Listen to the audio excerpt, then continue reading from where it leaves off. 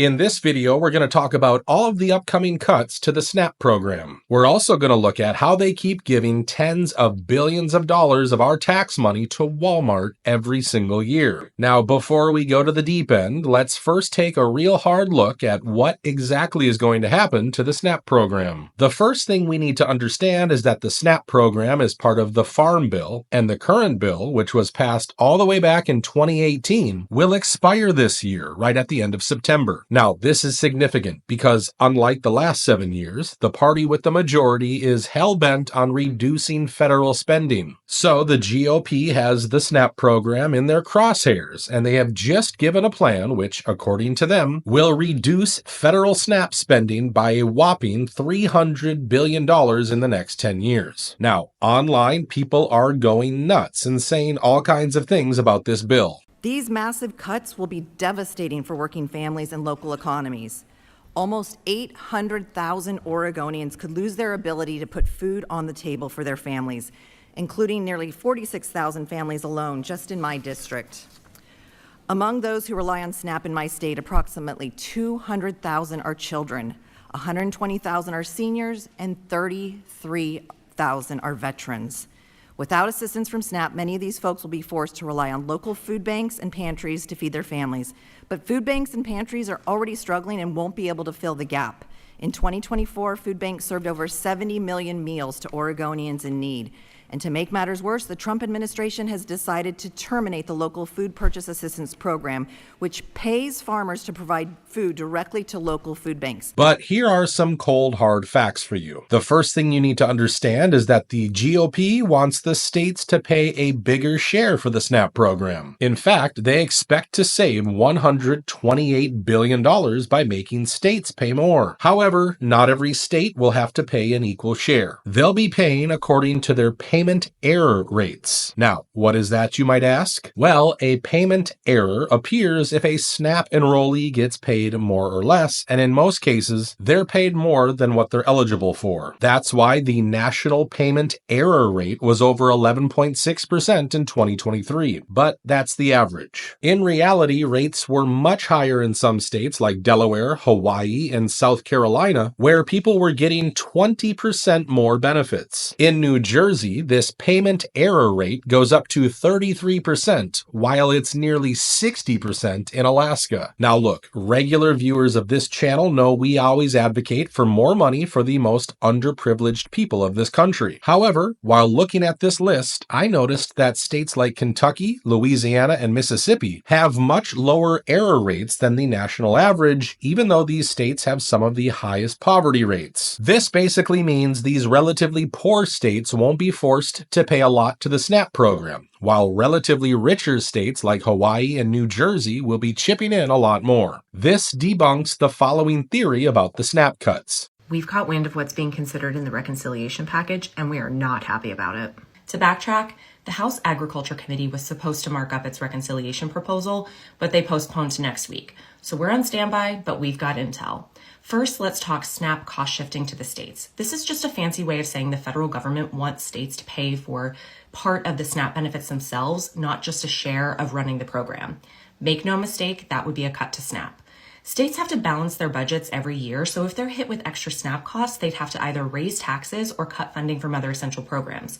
But let's be real, most states can't cover such a huge funding gap. That means they'd have to cut SNAP benefits, leaving many families struggling to afford groceries. I mean, if you're paying extra to the people of your state, it's only fair you contribute more. Another important part of the new SNAP bill is the ending of the internet utility loophole for anyone who's not elderly or disabled. Now, if you are on SNAP, you must know that the Biden administration created this loophole, which can be used to get some extra funds from SNAP for internet bills. And unfortunately, that's going to end. Now, I know some people would say that paying internet bills through a nutrition program is not efficient, but I think it was a good initiative. I'm not sure how many of you know, but our country has an alarming number of people with no real internet access, which is insane in this day and age. Affordability remains the number one reason that people don't have high-speed internet access at home. A recent survey found that 63% of the adults said their internet bills had increased in the past year. And 1 in 5 say that these price increases have caused them to downgrade, switch, or cancel service.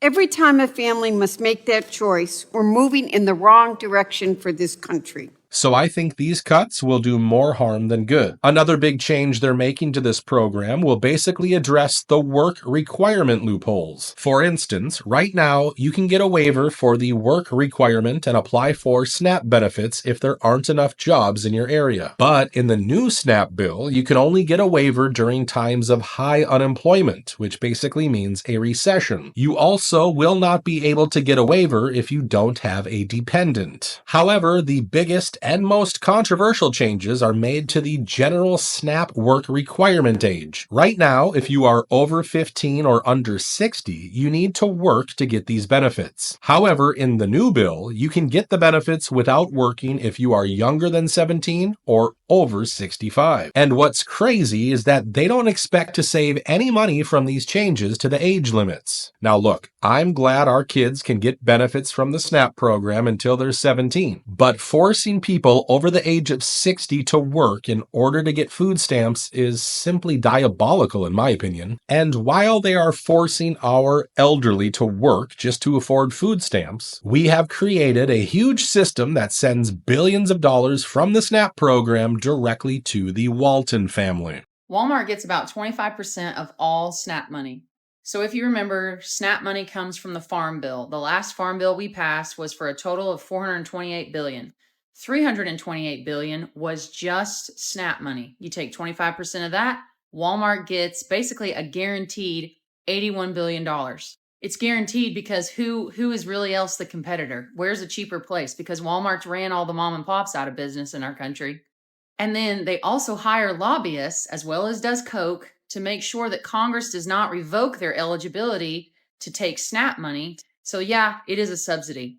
Now, what if Walmart had to donate their profits the same way farmers and ranchers have had to donate their profits over the past, 4+ decades? Look, she's done great research, but I want to make it clear that we paid about $113 billion for the SNAP program in 2023. Now, since Walmart gobbles up about 26% of the SNAP spending every year, they pocketed more than $29 billion of our taxpayer money in 2023 alone. And keep in mind, this is a family-run company, and one of the biggest shareholders of Walmart used our money to support Kamala Harris last year. But let's go back to Claire, because in her video, she also mentions how giants like Walmart are basically killing American farms. And they're doing it so their share of federal subsidies can keep going up. So Walmart gets to participate, if not set the prices of their products. Do the farmer and rancher? No.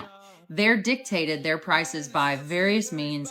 The Chicago Board of Trade, various other things. Let's take, for example, the price of wheat. The price of wheat is roughly around what it was in the 1990s. I think the national average was somewhere around $3.50 a bushel. Today, I just looked up a local report. It's around $4.67 a bushel. Now, can you imagine if you were alive in the 90s and had a job, if you had to live in 2025 off of your 1990s salary or wages? Yeah, how would that work? So here's the next part. Let me explain. So the average farm is in debt about $250,000 to around $1.8 million, and that's an average. Farmers and ranchers carry $376 billion worth of debt. That's the mom and pops. That's the people trying to sit around the table at the end of the year and figure out how the hell they're going to make their payments to their banker. Look, I've explained plenty of times exactly how our farmers are being screwed. We lost 140,000 farms in just 5 years, and pretty much every state saw a decline in the number of farmers. Cattle ranches going extinct? In the past 5 years, we've nearly lost 110,000 ranchers here in the United States. We have about 800,000, a little bit over 800,000 people who raise and produce cattle, whether that's a cow-calf operation, backgrounders, feedlotters, the whole 9 yards. 800,000 is all we have left.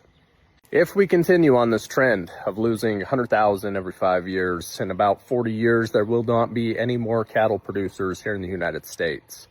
So we need ranches to continue on, the generational ranches to continue on and get passed down to kids, brothers, aunts, uncles, sisters, Whoever it is, we need to continue these ranches on. And on top of the financial burden, we have states like Oregon, where farmers are basically getting kicked out for a multitude of reasons. Okay, guys, I had to stop what I was doing to share this with you guys because this is crazy. Right now, the state of Oregon is shutting down small family farms en masse under the guise of water conservation. Oregon lawmakers are rewording their laws to effectively treat small local farms the same as like a large farming operation on a commercial scale. And let me tell you the scariest part, because I've talked about this on my page before.